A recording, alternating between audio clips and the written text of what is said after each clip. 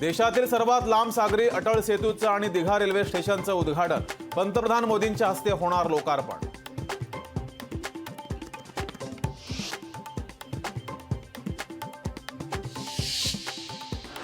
देशातील युवक सामर्थ्यशाली, भारताच्या युवकांवर माझा सगळ्यात जास्त विश्वास, पंतप्रधान नरेंद्र मोदींचं वक्तव्य।